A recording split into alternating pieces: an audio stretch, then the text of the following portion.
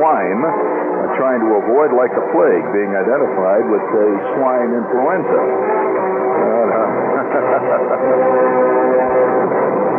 Yeah, that is not, that's really not. I mean, that gave them swine a bad name. Swine influenza. Well, you know that Hong Kong really got up in arms here a couple of years ago when they had Hong Kong flu. Really, the Junior Chamber of Commerce there in Hong Kong.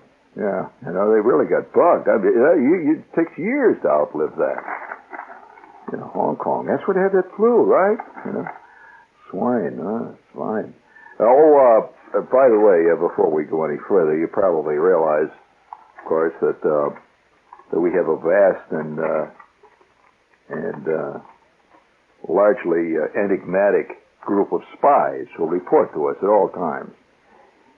Some of them more regularly than others. We get letters from spies all over the country. Guys who used to listen to the show, women who used to listen to the show, and they go to different parts of the country, see, and they keep telling me what's happening in the various parts of the country, which is really it's like having a whole series of CIA agents. See, they're giving us often very covert information on what's happening in various parts of the country. And there's this one lady that moved up to Maine, and she sends me constantly various local newspapers in Maine. Now, I don't know whether you recently, since most of us here in the New York area rarely get a chance to read true country newspapers. Now, most of us read. Occasionally, a person will think, well, the Long Island News or something like that is a country newspaper, or the Bergen Record, These are suburban papers, but a really country paper. I mean, a really country paper.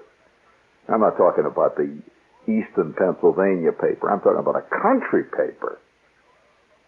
And they really have them in Maine. And so I would like to give you just a little rundown of what's happening in various towns in Maine, according to one of the country newspapers up there, which shall go unnamed at this point. We don't want to give undue publicity to our agent, who's liable to be lined up behind the Bull Durham sign and chastised severely at the next bean supper. And so she sends me this, you see, and she says that most of these papers up there have ladies who are the local reporters for various little communities, see, and they send in their daily or their weekly or sometimes monthly column, what's happening in East China Lake, places like that, see. And so here's what's going on in Maine. This is just taken out of one issue of the paper. And they're not being funny. This is the news, see. For example, East Hebron. In East Hebron, during a heavy thunder shower, August 12th, this is she just happened to have this paper, see, she sent it out. August 12th, lightning struck twice at Thelma Lower. The first time, it put her telephone out of order, blew a fuse, and started a fire in an outlet which she put out. The next time, it struck the corner of the house, ripping a small section of finish board, starting a fire in the shed chamber, which she discovered immediately and put it out by throwing water on it. She was alone at the time and had to walk all the way to a neighbor's to use the phone. Here's a news note from Sweden, Maine. The Summer Youth Pet Show was held on the lawn at the town hall. Over a dozen pets were entered in the show. June's cat, Marty, was the only cat there with double toes, who sucks his toes. Beryl Craig's cat was the only cat who kisses noses. She received a prize for that. In Brownfield, Maine, on Wednesday, I went over to Stowe to attend a church meeting. I was 20 minutes early, so I stopped in to visit with the Tarbells, only a stone's throw away. Gwen and I had a real heart-to-heart talk, and we found out that whenever she sees a pug dog, she thinks of me. Whenever I see a frog, I think of her. Ha ha. Upton, Maine. Saturday, Ed Brennan helped Roland Bernier dress off a couple of pigs. Emo Bernier had a lady barber in the other day, and she trimmed his long hair and beard right off. And Sunday evening, Fred Judkins mowed the family plot in Upton Cemetery. In previous years, the town maintained the cemetery. Now they need some goats to get it trimmed off. How's that for local Maine news? Now, of course, about this time of the year, you see, it's springtime, and the mind begins to think of places like Maine. Now, you may not think of Maine for years, but when spring comes, you think of these things. And before I go any further, I'm going to mention briefly here that this program, this show tonight, is about a very special issue of high import to many of us in this world. Where do I get this? Okay. Read the opening line. Listen to this. All set? It had been a year and a half now, and I still had not caught him. Hook? Yes. Lord knows how many times I'd hooked that devil. I'd seen him only twice. And even if I never had, the things he had done to my tackle, the strength of him underwater, would have been enough to keep me coming back. 3 things gave him tactical advantage. The cover he called home, the water clarity, and his immense size. My fish, with what great conceit I called him that, lived in northern Lake Champlain on the Vermont side. He set up his defenses with a cave of rock rubble. The rocks were located on the perimeter of the remains of an old summer building, and that great fish lived there year after year, smashing tackle, summer after summer. The great bass of the cove. I'm telling you, if I have read one, that's the story. I mean, that's the story. But let me tell you, every time spring comes, I think of something that I one time, when you have, in your lifetime, you have some extraordinary experiences. Now, I'm frankly admitting, I love to fish. I'm a fisherman. I love it. And I'm not a saltwater type. I just don't. I guess you never quite outgrow what you really were. From the time you're a kid. If you live in the Lake District, or you go to lakes and you fish in fresh water, that's your thing. I suppose occasionally people will make the transition, but it's not general. In my experience of freshwater fishermen remain, and they may go. I occasionally go saltwater fishing with people, but it doesn't have the same feeling. It's just not the same. I guess floating in a little tiny boat among the lily pads is an experience that you just don't get out in the Gulf Stream. With 12,000 miles of copper wire out, and some guy driving a boat that has 400 horsepower. And cost $15 million just to rent for 5 minutes. It's a whole different ball game. Just floating in the lily pads. One day, I have a lot of experiences. You want to hear some experiences fishing one day? All right. Enigmatic experiences. One time, me and my kid brother are sitting at the long end of a lake. There's a lake that was a long, thin one. It had a long, narrow bay that extended. There's a typical Michigan lake. Have you ever seen Michigan lakes? Well, Michigan lakes are often sandy bottom, heavy weed beds. Often the water is extremely clear. They're not necessarily always deep being in some cases they'll be 65, 70 feet deep at places. They have run heavily to shallows. Usually at one end of the lake where a stream comes in that have a heavy growth of lotus or lily pads, and they have bass. Well, one day I'm floating in this boat. We had a rubber kind of a rowboat, the kind that blow up. This rubber rowboat. It was a good one. My brother's at one end of the boat, I'm at the other, and we are fishing for bass. Shallow water. We're just drifting. Now, when you drift for bass, or any kind of fish, you are making absolutely no sound, especially if you're using some kind of a rubber boat that just floats on the top of the water and doesn't cause any much ripple action or anything. We're floating along, you see.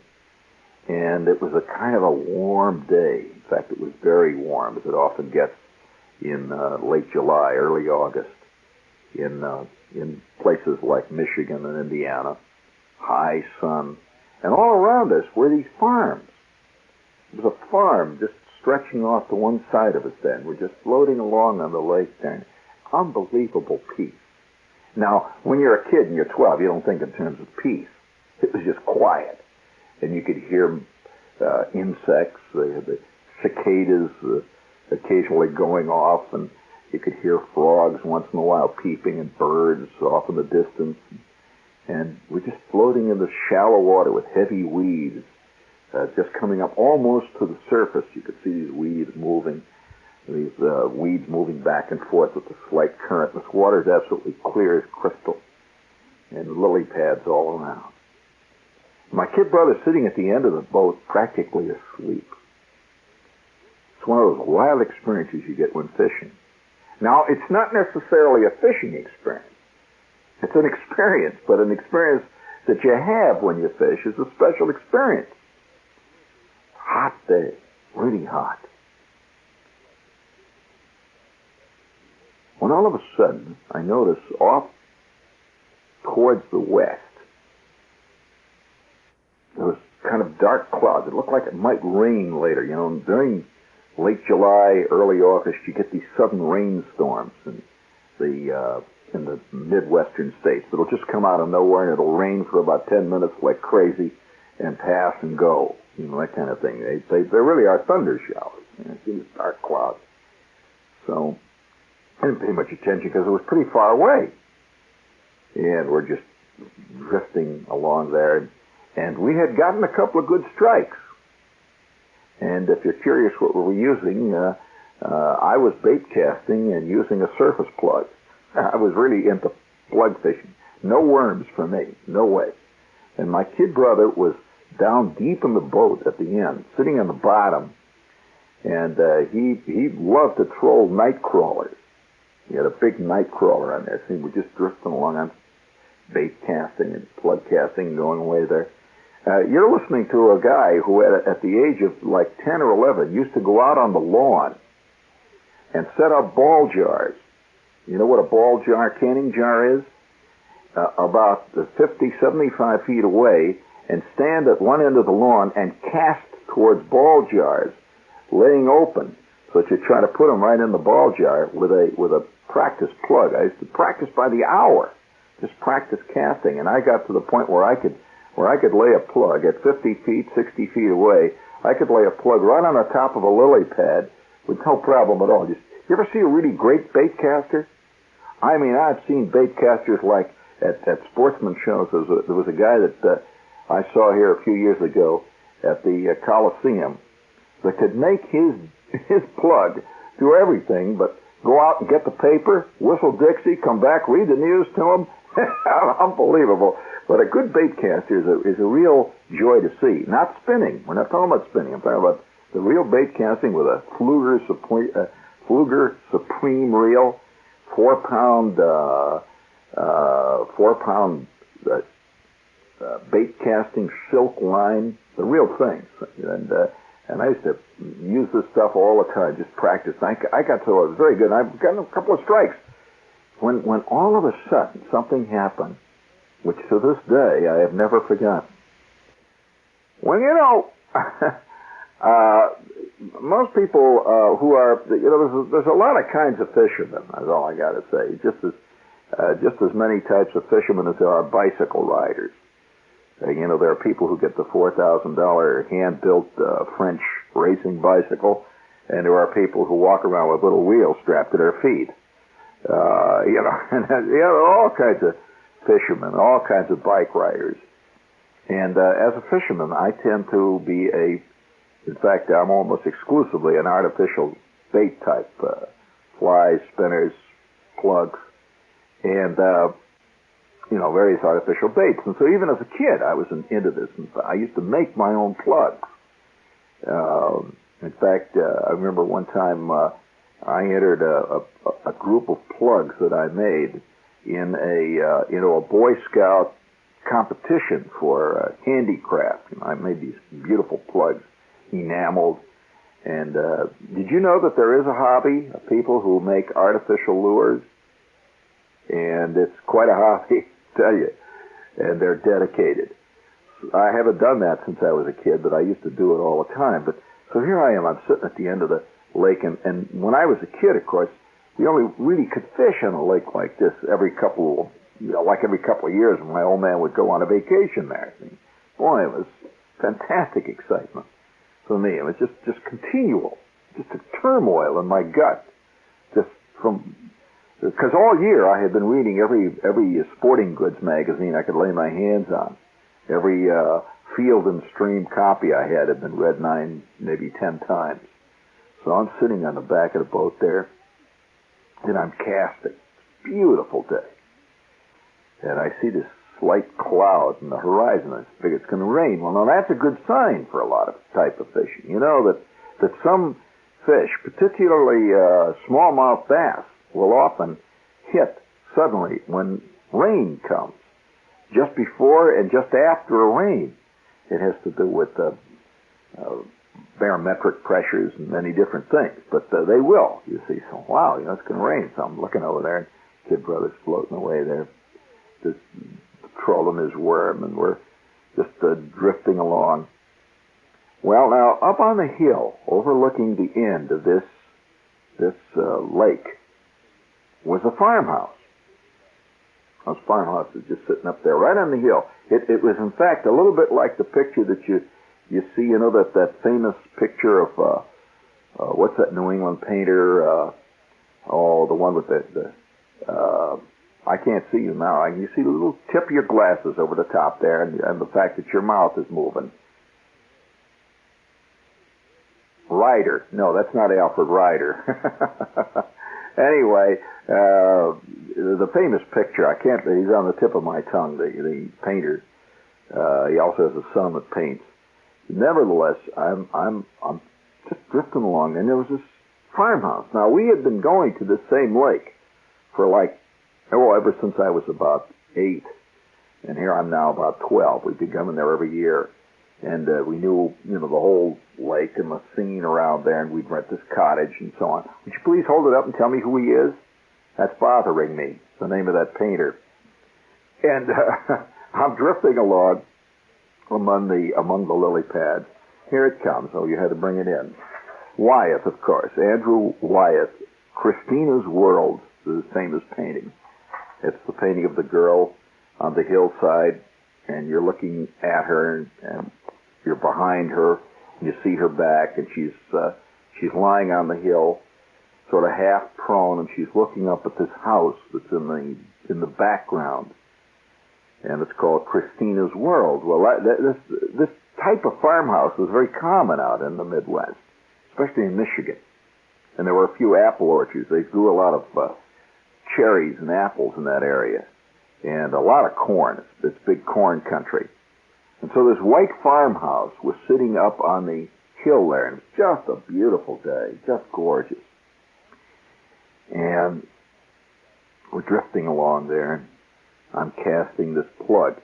It was a red and white copy, which I had made, of a bassarino, which is a South Bend bait. If any of you know the bait, it's a great classic bass lure. Whenever people draw pictures of a plug, they're really drawing a bassarino, which is a plug with a fluted head. It's a diving plug. It'll dive maybe 4 or 5, depending on how fast you reel it, up to maybe 3 or 4 feet under the water. It dives, and it's a red and white head, has treble hooks, and is a medium sized plug. So I'm casting away there and concentrating like crazy, and because if you don't, you're liable to wind up losing a plug. And all kinds of bad news weeds, and casting and dropping it at the edge of the lily pad, little realizing I was about to have a fantastic experience. Most great experiences in your life don't have omens before they occur. They really don't. And I'm casting away. My brother is sort of snoozing. He's just drifting off, and his line is trailing behind this boat. It was just drifting. He was really drift fishing. He wasn't really trolling. And he has a very light weight on his worm that he's trailing, so it doesn't really trail deep into the water. It just trails about 6 feet deep, and we're drifting along there. Not much is happening, and I've had a couple of strikes up to this point. Well, I cast near a log. There was a log that was laying out. By the way, logs are very important to cast around if you're casting for bass, because often a bass will lay in the shade of a log in shallow water. And you should always cast on the lee side of a log, and cast carefully. You don't want to make a big sound and that's the essence of casting, by the way, to make your plug enter the water with just a slight splat, just goes tip like that. If it goes kablunk, forget it. But if it just goes plap, that attracts fish, because it sounds like something has fallen in the water naturally, like a mouse or maybe a bug, a large insect or something. You just tap. So I was dropping the plug, just tap. Well, I'm casting around this log. Beautiful, just lovely day. And off in the distance, I hear this, just a little sound of rolling thunder. Well, now we were very close to shore, and if we really got into any trouble at all, it was a tremendous storm, and we just paddle into shore, and that's it.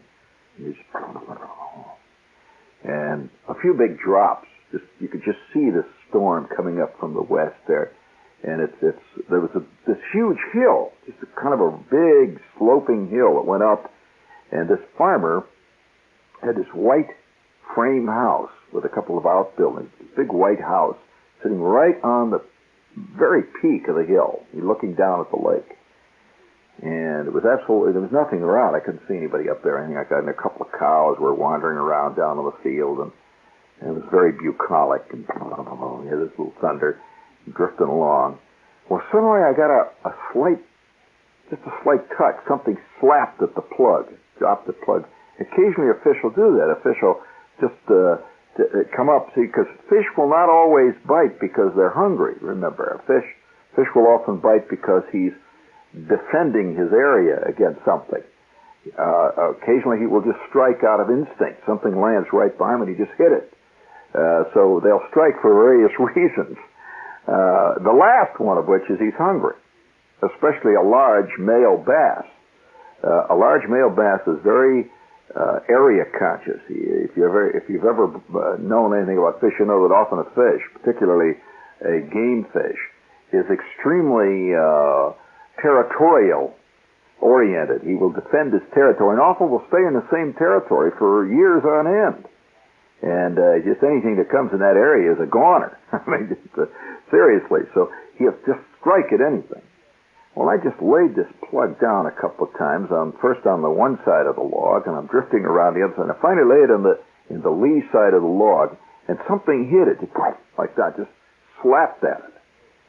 And it was just a little ripple, and I knew that something had made a pass at this thing, so I carefully retrieve. Incidentally, many a bass will do this. As you retrieve the plug, he will follow it.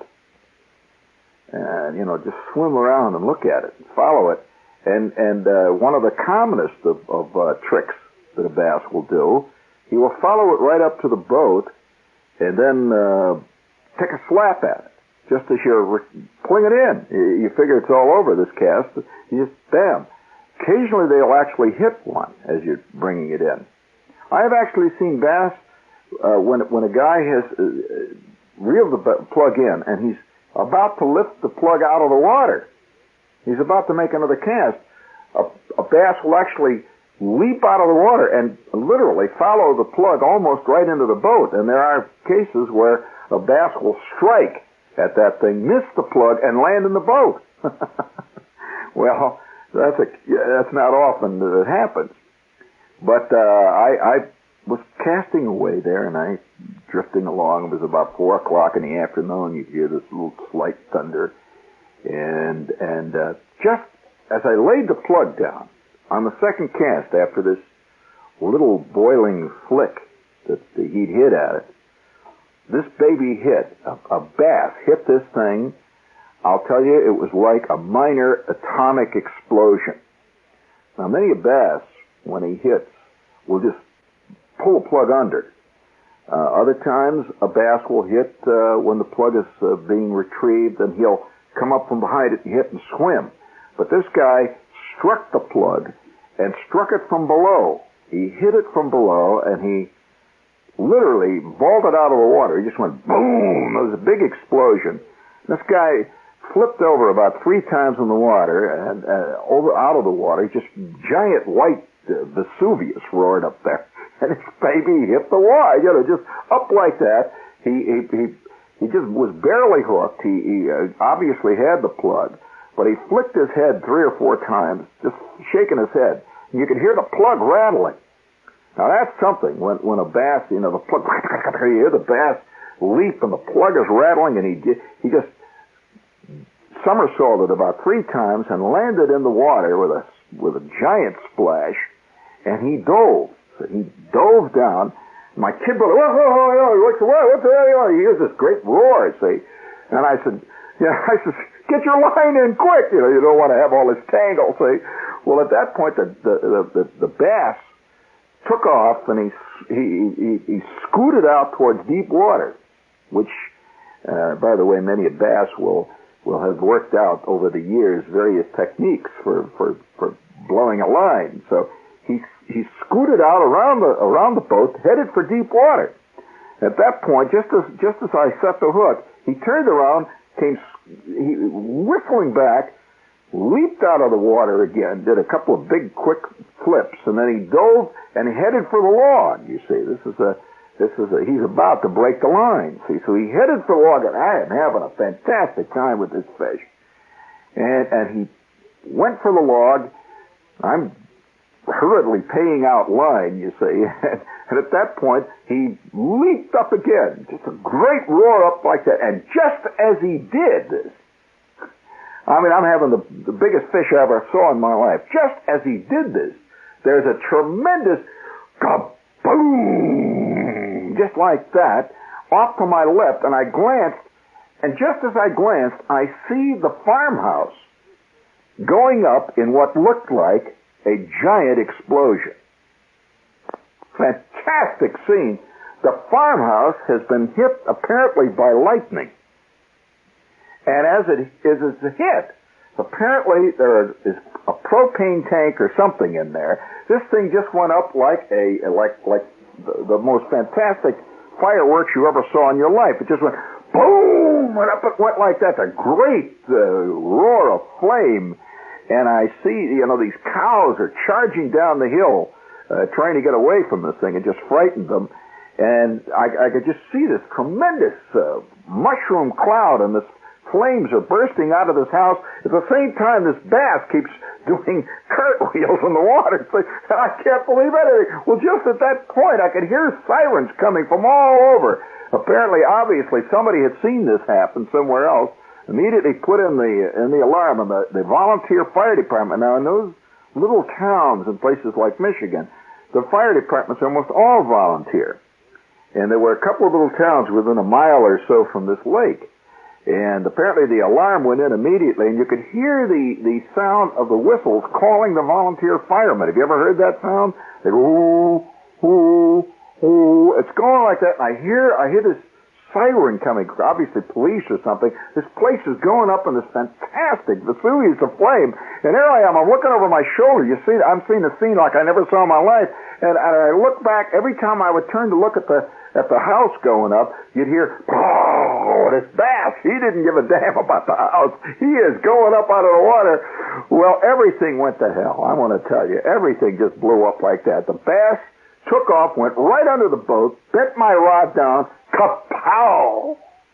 My pride and joy. Dumb? Was that dumb? I guess total excitement, see. I had the brake on. As he went under that thing, he broke my split bamboo rod so neatly in half you wouldn't believe it. It was my pride and joy.